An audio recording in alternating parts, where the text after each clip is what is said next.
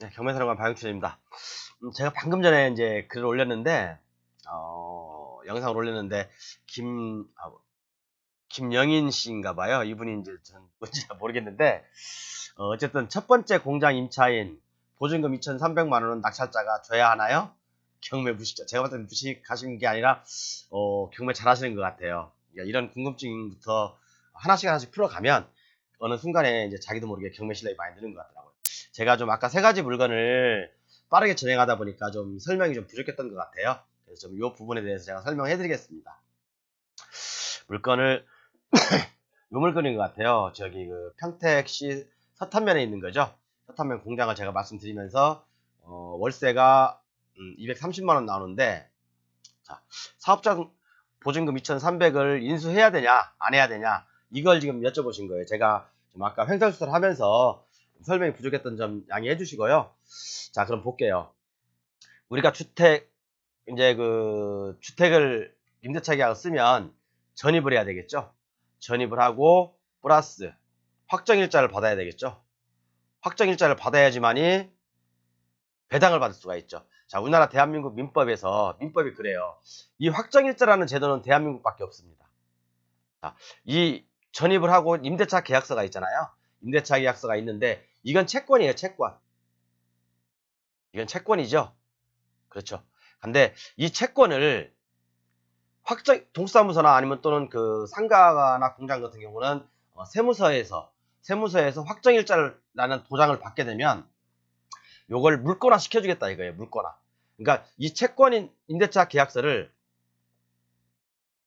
물권화 시켜주는 거죠. 저당권이나 뭐 그런 거하고 똑같이 해주겠다. 대우해주겠다 이거예요. 자, 그러면 이분은 확정일자가 없죠. 만약에 이제 이거 확정일자를 받았으면 이게 이제 말 그대로 물건이 돼버리니까 날짜 순서대로 배당을 받을 수 있지만 확정일자가 없으면 배당을 못 받는 거죠. 그렇죠? 자, 전입만 했어요 이분은요. 사업자 등록증, 그러니까 사업자 등록증이나 전입이랑 똑같습니다. 주택으로 얘기하면요. 사업자 등록증만 해놓고 확정일자를 안 받으셨나 봐요. 근데 배당 요구는 했어. 그런데 확정일자가 없기 때문에 제가 확정일자는 뭐라 하겠죠? 배당을 받을 수 있는 권리다. 배당을 받을 수 있는 권리인데 말 그대로 채권을 물권화 시켜주는 무기다. 그런데 이분은 이 확정일자라는 무기를 사용하지 않으셨어요. 그렇기 때문에 배당은 못 받아요. 만약에 진짜 이분이 천만다행히도 이 저당권보다 이 말소 기준 등기보다 이게 1번이잖아요. 이게 날짜가 빠르잖아요. 이건 5월달이고 요건 8월이니까 12월이니까 요게 빠르죠. 만약에 이분이 이 12월보다 늦다면 정말 이분은 대항력도 없어요. 그죠? 그냥 쫓겨나는 입장이거든요. 그런데 다행스러운 게 이분은 5월달에 그러니까 사업자 등록증을 내셨고, 그죠? 다만 확정일자를 안 받으신 거예요.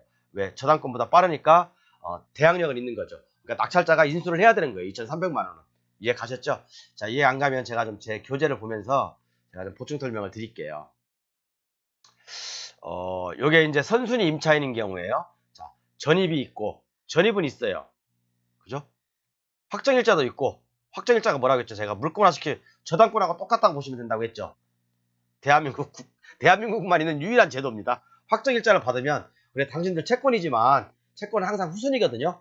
후순인데, 내가 이걸 물권화 시켜줄게. 그냥 같은 저당권하고, 날짜 순서대로 너희들이 배당받게 해줄게라는 어떤 그 국가에서 혜택을 준 거예요, 임차인들한테. 그리고 배당 요구도 했어요. 그럼 이분은 배당을 받겠죠.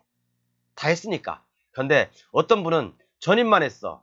그런데 확정일자가 없어. 아까 그 경우죠. 그런데 배당 요구는 또 했어요. 자, 이분은 확정일자가 제가 뭐라고 했죠? 배당이라고 보시면 돼요. 확정일자는 배당 받을 수 있는 권리다. 자, 배당 확정일자가 없으니까 배당은 못 받잖아요. 그죠? 배당은 못 받죠, 이분은요. 그죠? 그렇기 때문에 낙찰자가 인수를 해야 된다. 한 가지 더.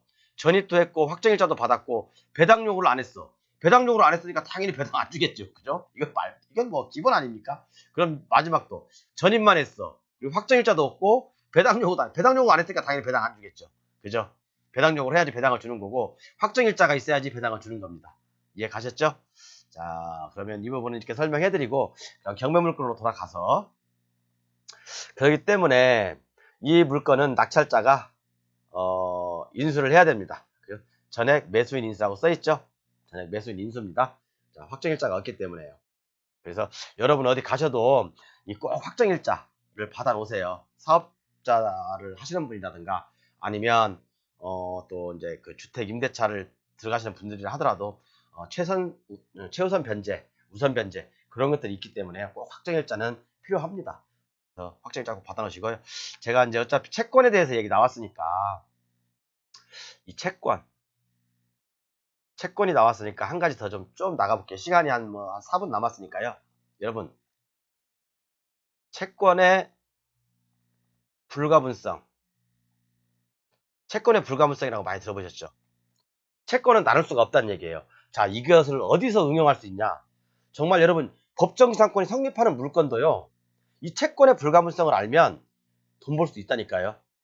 제가 참 이런 남의 그 아픔을 건드려서 돈 벌고 싶지는 않은 마음이지만 법적으로 제가 얘기해 볼게요. 자, 우리가 지분경매하고 제가 뭐라고 했죠? 지분경매하고 우리가 이제 그 법정지상권이 성립하는 물건 제가 이제 토지만 낙찰받았어요. 토지만 낙찰을 받고 일단 지분경매부터 설명해 드릴게요. 간단하게 지금 4분 남았는데 이게 지금 남에게 약점을 건드려서 돈을 버는 것 같아서 제가 이런 얘기를 잘 안 하는데요. 지분경매, 지분에서 자, 내가 아파트를 낙찰을 받았어. 아파트 어떤 101호를 낙찰을 받았습니다. 그런데 여기 그 소유자가 이제 2분의 1 지분을 낙찰 받았거든요. 그런데 여기 임차인이 있어요. 임차인이 있어요.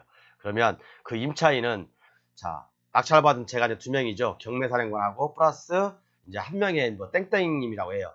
그러면 이 임차인은 저한테 낙찰자인 저한테 만약 보증금이 10억이야. 10억을 저한테 혼자한테 몰빵을 시킬 수도 있고요. 2명한테 나눠서 몰빵을 시킬 수도 있는데 대부분 임차인들은요. 한 명한테 몰빵을 시킵니다. 그러면 제가 10억이란 돈이 어디 있어요? 그죠? 10억이란 돈이 없잖아요. 현찰로 줘야 되는데 자, 이걸 잘 응용하시면 지분경매에서 승리자가 될 수 있고요. 법정지상권 성립하는 물건, 예를 들어서 다가구 주택을 하나 제가 낙찰 받았어요. 근데 임차인들이 많아. 임차인들, 소유자가 많아요. 다세대주택이라고 해요. 그냥 다세대주택. 소유자가 다 뭐 한 9명 있다고 해요. 그러면 자, 제가 토지만 낙찰 받았습니다. 그런데 이 각각의 건물의 소유자들이 있어요. 각각의 건물 소유자들이 있는데 저는 토지를 낙찰 받았기 때문에 이 건물 소유를 상대로 해서 지료를 청구할 수 있잖아요. 지료를. 그죠?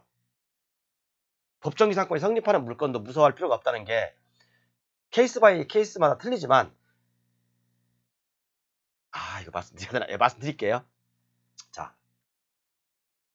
9명 그러니까 채권의 불가분성을 지금 말씀드리는 거예요. 자, 그러면 만약에 이게 토지가 10억짜리라고 해요. 제가 10억에 낙찰받았어요. 그럼 5%만 따지면 1년에 5천이겠죠? 1년에 한 6천 되겠죠? 그러면 저는 이 채권을 어차피 채권은 발생한 거잖아요. 건물을 사용하는 사람들한테요. 제가요. 이 채권 6천을 9명한테 다 나눠서 할 수도 있지만요. 이렇게 하면 시간이 너무 많이 걸려요. 이렇게 하면 시간이 많이 걸립니다. 그래서 저는 이 6천을 한 사람한테 몰빵을 시킵니다. 한 사람한테. 예에서 100km 사는 사람한테 몰빵을 시켜요. 당신 지료 안 냈어. 그러면 뭐죠? 2기의 차임을 연체하면 건물 철거로 들어가죠. 그렇죠. 이해 안 가시나요? 그러니까 저는 그래요. 법정지상권이 성립하든 안 하든 정말 이런 채권의 불가분성만 가지고도 그죠? 시간은 내 편이니까 토지자의 승리일 경우가 되게 많거든요. 시간은 내 편이니까 이 채권의 불가분성만 가지고도 지분경매나 아니 법정지상권이 성립 안 하면 더 좋지만 성립하는 물건도 이런 식으로 할 수 있다는 얘기죠. 그러면 제가 이분한테 몰빵을 시키면 6천을 한꺼번에 달라고 한다면 이분은 나중에 먼저 저한테 줘야 되겠죠. 먼저 주고 구상권을 행사해서 이 8사람한테 다 받아야 되겠죠. 이 내부적으로도 엄청나게 복잡하죠. 자, 그래서 여러분, 제가 이런 채권의 불가분성 법정이상권하고 연결돼서 설명 안 하려고 했는데 좀 했습니다. 조금 그냥 맛배기로 설명해드렸어요. 참 필요하신 분들은 한번 활용해보세요. 감사합니다.